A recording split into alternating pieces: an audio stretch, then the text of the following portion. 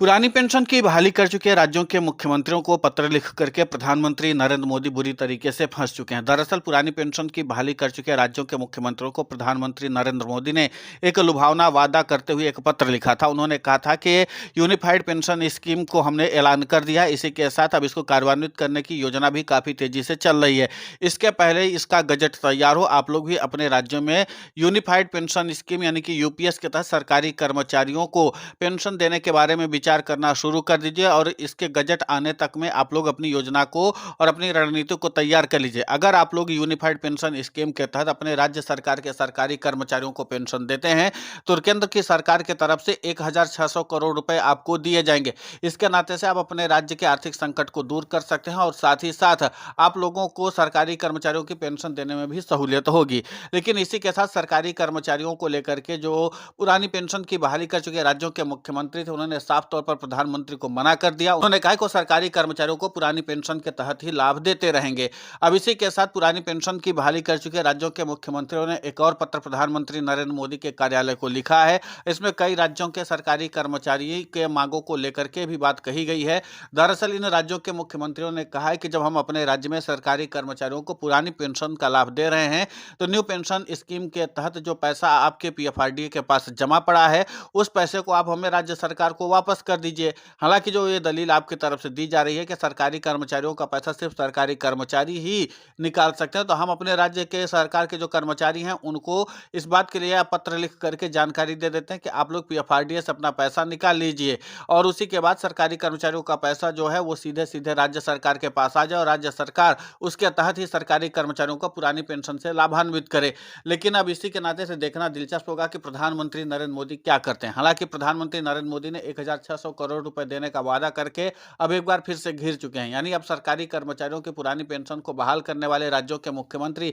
इस बात को मुद्दा बना करके मुखर रूप से लड़ाई लड़ने की तैयारी पर आ चुके हैं कि जब सरकार यहां पर यूनिफाइड पेंशन स्कीम लागू करने पर बंपर पैसा बांटने के लिए तैयार बैठी हुई है तो फिर सरकारी कर्मचारियों की पुरानी देनदारी जो बाकी है उसको लेकर के देने में सरकार क्यों बताती है कि उसको आर्थिक संकट का सामना करना पड़ेगा। इसका मतलब साफ है कि सरकार सिर्फ एक लोक लुभावने वादे के चक्कर में अपनी बातों को जिद में ले रही है। दरअसल सरकारी कर्मचारी इस बात को पहले ही कह रहे थे कि हम लोगों को पुरानी पेंशन का लाभ चाहिए और इसके लिए हम चाहे एनपीएस का जो पैसा है वो हम राज्य की सरकारों को देने के लिए तैयार हैं, लेकिन तभी भी पीएफआरडी इस बात के लिए तैयार नहीं हुआ था। अब इसी बात की लड़ाई एक बार फिर से शुरू हो चुकी है। उधर एनएमओपीएस के राष्ट्रीय अध्यक्ष और अटेवा के प्रदेशाध्यक्ष विजय कुमार बंधु ने सरकारी कर्मचारियों से अपील की है कि कोई भी सरकारी कर्मचारी जो एनपीएस में हो वो यूपीएस में जाने के लिए तैयारी न करे, यानी उसको सब्सक्राइब न करे। यहां से केंद्र की नरेंद्र मोदी सरकार की तरफ से इस बात को कहा गया था कि जो बीजेपी शासित राज्य हैं उन राज्य की सरकारों की तरफ से सरकारी कर्मचारियों को एक ऑप्शन दिया जाएगा कि वो एनपीएस के बजाय यूनिफाइड पेंशन स्कीम को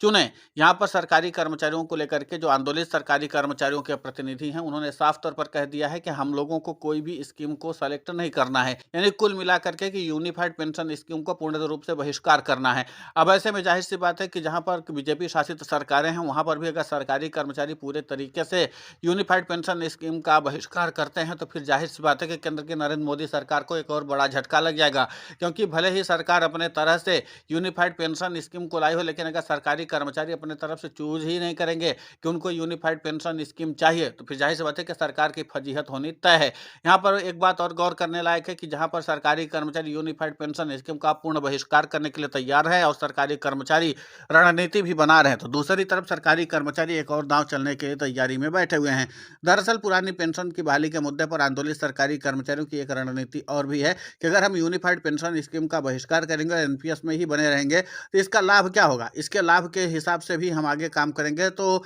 इस बार विजय कुमार बंधु ने साफ तौर पर कहा कि आगे की रणनीति पर हम चर्चा कर लेंगे। एक और बात है कि यहाँ पर दो राज्य ऐसे हैं जहाँ पर बीजेपी की सरकार है लेकिन पूर्व की कांग्रेस सरकार होने के नाते से सरकारी कर्मचारियों को पुरानी पेंशन का लाभ मिल रहा है, यानी वो दो राज्य हैं राजस्थान और छत्तीसगढ़। यहाँ पर पहले ही पुरानी पेंशन की बहाली कांग्रेस शासित सरकारें ने की थी और उसके बाद यहाँ पर अभी भी पुरानी पेंशन का लाभ सरकारी कर्मचारियों को मिल रहा है। यानी इन दोनों राज्यों के जो सरकारी कर्मचारी किसी भी हाल में यूनिफाइड पेंशन स्कीम में तो जाने के लिए तैयार ही नहीं होंगे। तो यहाँ पर भी बीजेपी को तगड़ा झटका लगने वाला है क्योंकि इन दोनों ही राज्यों के सरकारी कर्मचारियों को पुरानी पेंशन का लाभ जो है वो भाग गया है। सरकारी कर्मचारियों का भविष्य सुरक्षित है तो फिर वो क्यों जाएंगे यूनिफाइड पेंशन स्कीम में। तो ऐसे में मिला करके कि कुछ राज्य ऐसे हैं जहाँ पर बीजेपी को झटका भी लग सकता है, यानी वहाँ के एक भी सरकारी कर्मचारी यूनिफाइड पेंशन स्कीम के दायरे में आएंगे ही नहीं। वो किसी भी हाल में यूनिफाइड पेंशन स्कीम को स्वीकार करने के लिए तैयार नहीं है। अब देखना दिलचस्प होगा कि जिस तरीके से यूनिफाइड पेंशन स्कीम के जरिए केंद्र की नरेंद्र मोदी सरकार घिरती चली जा रही है और पुरानी पेंशन की बहाली के मुद्दे पर सरकारी कर्मचारी व्यापक रणनीति बना करके आगे काम कर रहे हैं।